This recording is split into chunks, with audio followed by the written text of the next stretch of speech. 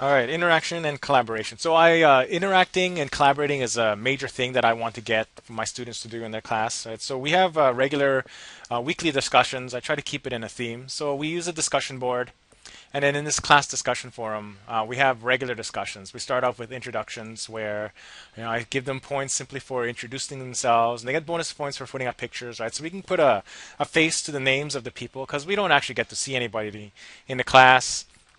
I get them to direct questions to the discussion board. So I actually got this one via email. And then my simple response to her via email was, if you have a question, put it on the discussion board and I'll deal with it there.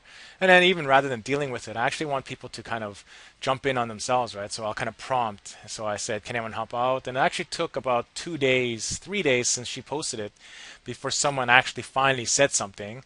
I was actually very, very close to saying one more time, nobody can help out, right? But so Sandra jumped in, and then she did her thing, and then I usually follow that up with some learning. So she got it sort of right? So she actually misread one of the questions, and then just kind of let the class take care of these things. And at the beginning, I usually have to prompt them to post things on the discussion board, but eventually they start doing it without me having to ask them.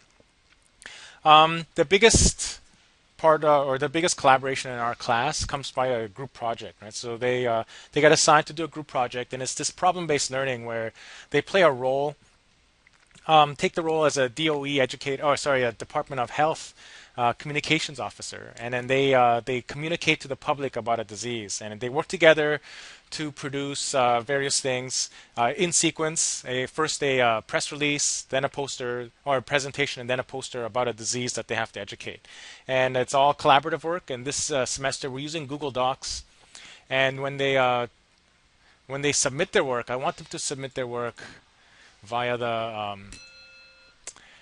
discussion board, and then they just share their link, and in this way now the whole class can see what they're doing, and everyone can see what everyone else is doing.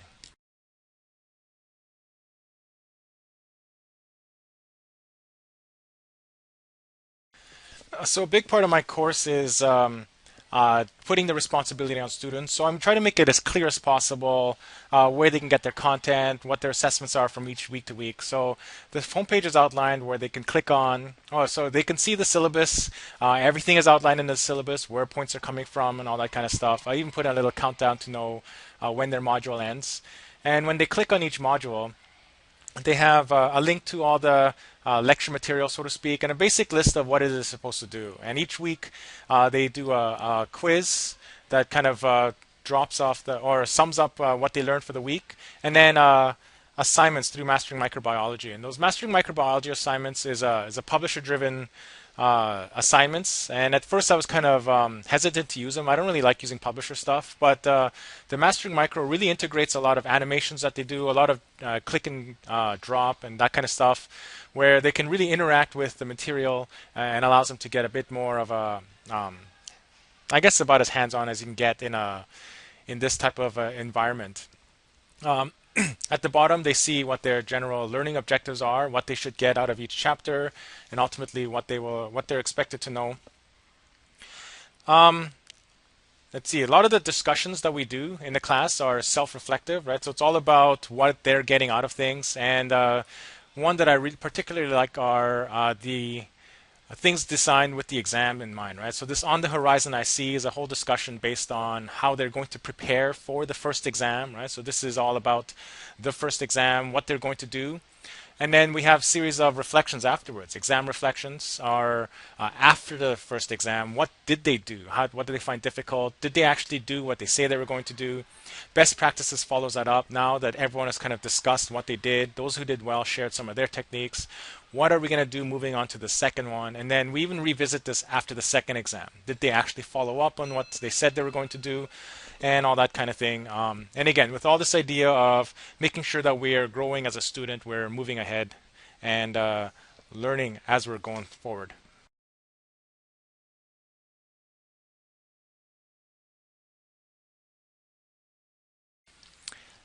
So when the way I set up my course design is to try to make it as streamlined as possible. Right? So our homepage, page that they see when they log in, is also our schedule. Right? So simply by logging in, they can see what they're doing, not just today, but what they're going to do next week and the week after, when certain things are due. And I put this little countdown timer here, so then they know we got 10 hours left until the end of Module 9. So they have this constant reminder of when things are due. I try to make it as straightforward as possible, right? Just by clicking on the modules, they have access to everything that they need for that week, uh, with um, with their lectures, with their animations, with all their basic learning, and then each week we access their quizzes. And our discussions. So I have these unannounced discussions that they should be doing every week, right? But it pretty much comes once a week, right? And I kind of remind them that they should always be checking the discussion board to keep on top of these discussions. Um, Yeah, so that's as far as the design. Again, I try to keep it minimalistic, yet very straightforward. Contact information is right there. I added the mail tool this semester. They used to send things via the private messages, which I didn't mind, but I realized I couldn't reply that way. So with the mail tool now, they can email me directly, or they can just click on my email link, and keep everything nice and, again, streamlined as possible. I don't like to have too much clutter in my class. I don't want to be too, what's that word? I don't want to overstimulate the students, right? They should just come in there. They should know where they need to go to do their things each and every week and know what is expected of them.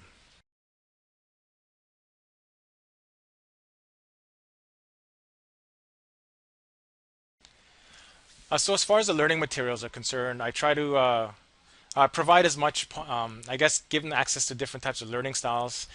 They have access to my PowerPoint, which is just like a regular lecture, both narrated, so it's a video file that they can download and watch. And it's like sitting in a class lecture for if they need to hear people say, or they can go non-narrated and they can move through the PowerPoints at their own pace and kind of move at their own speed. Both of them, of course, have visual support. And then I give them these lecture notes that they can fill out as we're going, or as they're going through the lecture, to just kind of keep them active, right? For some of the more tactile or kinesthetic learners. And these lecture notes, again, start with our learning objectives, have blanks in them, so they can go through the lectures, and then they can kind of fill in the blanks as they're going through. It keeps them active, and it kind of allows me to get them to focus on some of the terminology that they should be learning throughout the semester.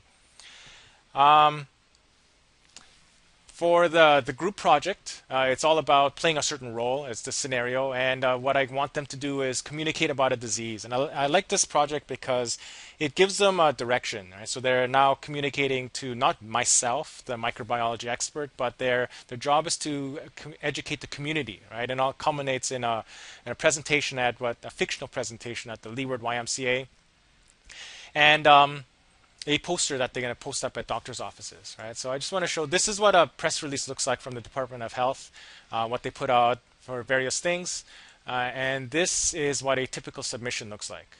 Right, so I don't instruct them to do this. I just show them what press releases look like, and then a lot of them just kind of follow the format, and then they put out these things that look very much like a press release. And this semester I used Google Docs, or I made the use of Google Docs mandatory, so then they can not only just interact and collaborate with each other, but we can collaborate with the course, with the whole class, right? So they hand this in to me, they share it with me, and then I can provide them instant feedback by writing right in their doc, and then give them feedback, and then their grade via this rubric that they see, right? And then this is what their presentation looks like, and ultimately their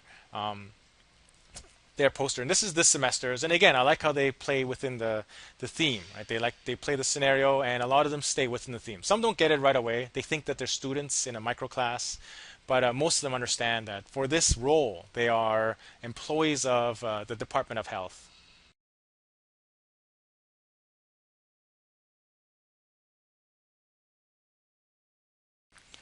Learner support is very important to me. I think a lot of the online students kind of feel like they are distant from the class, which I totally understand because we don't get to interact like I do with my face-to-face students. So I feel like it's my responsibility to make sure that I respond as soon as possible to any email, and also make myself available in as many ways as possible. They have the basic contact information they need to see me over here, right? So there's my office, my email, and again, I try to turn around emails as soon as I get them. And I'm on my iPhone, so I'm pretty much married to my email. I have Skype support, right? So clearly they can see whenever I'm on, and I'm on right now. I'm not even in my office, but I'm on through my iPhone, and I've had various Skype conversations. Just on the go, through my iPhone, so they can always ask me some quick questions if they need to, or some longer questions via email and whatnot. A lot of the beginning of the course is just not understanding the tools. So I created a series of videos that I call my Laulima help topics. Just basic things: how to put up a profile picture, how to check your discussion board, and for each one, I give them little things that I like them to know, like how to really quickly check your discussion board, so they know what the newest topics are, how to stay on top of things, how to look at the gradebook and the announcements and various things, and then how to use our course support program with the Mastering Microbiology. So I try to make sure that they have all the resources they require to succeed in this course, right? So I don't want the technology to be the issue if they're not unable to do anything. And for Google Docs or for our group project, I made a separate video for Google Docs that I put up in the discussion board that shows them how to use Google Docs, how to share, and how to collaborate with each other. It's this live real-time demo where I'm on Google Docs on two separate computers talking to myself, so they can kind of see the power of it. And this semester, I added this thing called Kiku Text, which is this program that allows me to send announcements to their text phones or their via text message to their cell phones. And it's kind of experimental right now, but I have about 7 students who signed up for it. So whenever I send out an announcement, I also send out a very quick text message just to remind them that there's an announcement, because some students they get their text instantly and they don't check their email all the time. Right, so I always try to stay on top, make sure that everyone's informed, and try to make sure that I care about them as much as I care about all my other students.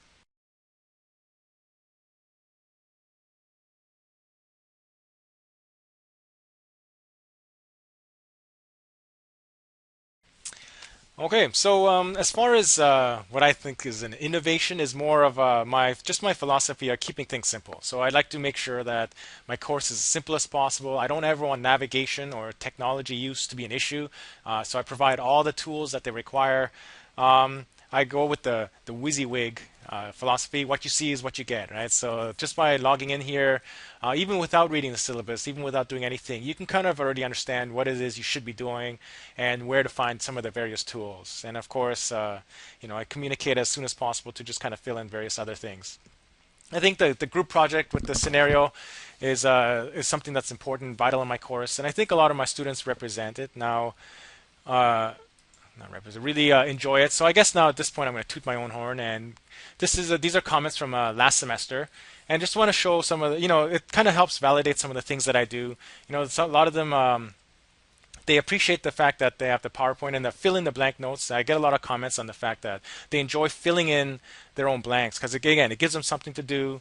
A lot of them enjoy these class discussions that we have, right? So it kind of keeps them connected to the class and reading other people's discussions. This person here says that, I do try to make myself open to questions. I'm always asking them to ask me anything, right? The Mastering Microbiology, and again, at first I wasn't sure if it was working, but this person, and again, it happens quite a bit, they really enjoy doing the Mastering Microbiology work using the publisher's website, right? So which is why I kind of kept it.